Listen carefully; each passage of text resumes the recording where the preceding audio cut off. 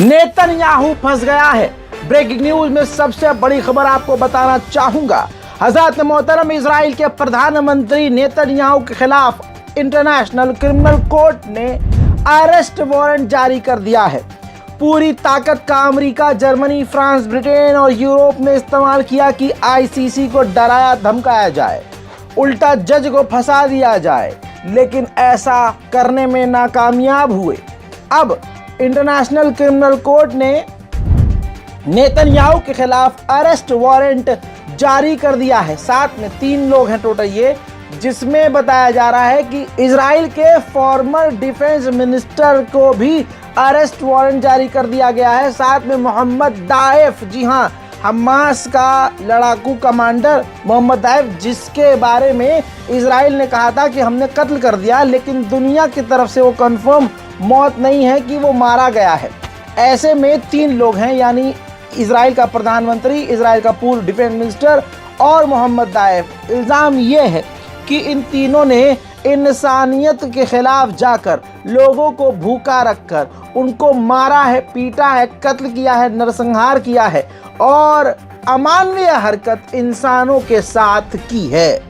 Breaking news है, इस वजह से आपके सामने इस तरह से आना पड़ रहा है, क्योंकि ये है अभी तक की सबसे बड़ी खबर। मेरे दोस्तों, डोनाल्ड ट्रंप का जो आने वाले समय में NSA, अमेरिका का नेशनल सिक्योरिटी एडवाइजर जो बनने वाला है, उस आतंकी नेता ने इजराइल का सपोर्ट करते हुए इंटरनेशनल क्रिमिनल कोर्ट को ही गलत कह दिया और कह दिया कि इंटरनेशनल क्रिमिनल कोर्ट को कोई अधिकार नहीं है कि वो इजराइल के खिलाफ कोई ऐसा कदम उठाए और प्रधानमंत्री के खिलाफ अरेस्ट वारंट जारी करे, जबकि अमेरिका मना कर रहा है कि आप अरेस्ट वारंट जारी नहीं कर सकते।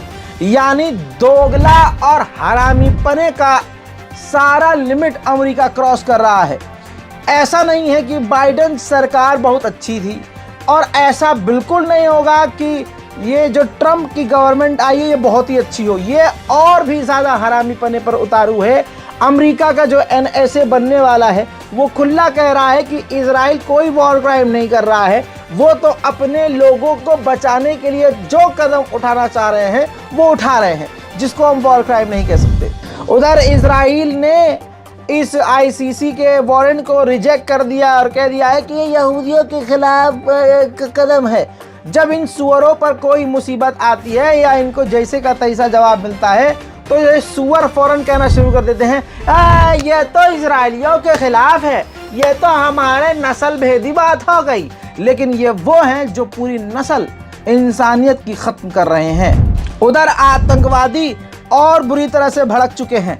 इजराइल का सरकारी आतंकवादी बेंजामिन ने कहा कि ICC के इस कदम का हमें इस तरह से बदला लेना चाहिए कि हमें वेस्ट बैंक पर पूरी तरह से कब्जा कर लेना चाहिए।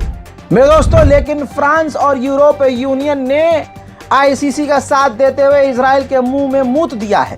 जी हाँ, यूरोपीय यूनियन के फॉरेन पॉलिसी चीफ ने कहा कि तमाम मेंबर्स को और दुनिया को इंटरनेशनल क्रिमिनल कोर्ट के इस आदेश को मानना होगा और इसी तरह से फ्रांस ने भी कह दिया है कि हमें ICC के जो फैसले हैं उनका सम्मान करना होगा। सेम यही बात बेल्जियम और नेदरलैंड ने भी कह दिया है और दोनों ने, यानी कई सारे देशों ने ICC का साथ देते हुए नेतन्याहू के मुंह में।